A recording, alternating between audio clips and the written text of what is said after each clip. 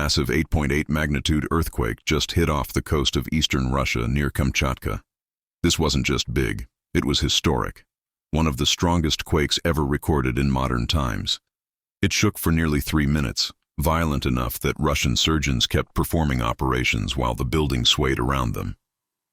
The quake triggered tsunami waves up to 5 meters high that slammed into Russia's coastal towns, flooding ports, damaging infrastructure, and forcing huge evacuations. Waves rippled across the Pacific to Japan, Hawaii, and even South America. Thankfully, the damage outside of Russia was minimal, but one death was confirmed in Japan, and hundreds of thousands were forced to leave their homes. What makes this even more concerning is that this wasn't an isolated event. Just days before, a 7.4 magnitude quake rattled the same region. Then, right after the 8.8, multiple strong aftershocks hit, some over 6.0 in magnitude. Seeing 3 powerful quakes in the same place in such a short span is rare and unsettling. Looking at the numbers, 2025 has so far given us an 8.8, around 7 quakes between 7.0 and 7.9, and over 60 quakes between 6.0 and 6.9. That's fewer than 2024, but the strength of the biggest quake this year is far beyond what we saw last year. And then, almost immediately after the 8.8 quake, the Kluchevskoye volcano erupted. It's likely the quake triggered it. This is part of a larger pattern in 2025.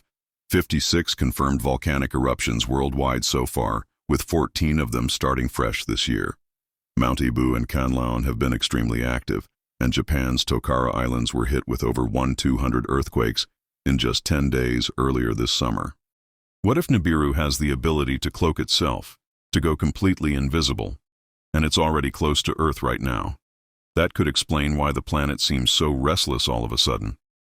What if it's tugging on our tectonic plates, pulling at our atmosphere and stirring up all these extreme events? And here's where it gets even more interesting. What if all of these UAP sightings we've been seeing lately are connected to Nibiru? Think about it. If this planet is inhabited, or if alien civilizations know it's coming, maybe they've been sending probes ahead of it. Maybe the mothership is already here, hiding in our skies, cloaked from human eyes, watching everything. Could this explain the massive uptick in UAP reports over the past year? Could it be that they're mapping Earth, monitoring our defenses, and studying us before Nibiru fully arrives? And remember the drone swarms over New Jersey in late 2024? Almost every one of those sightings was either over or directly next to military bases. That's not random.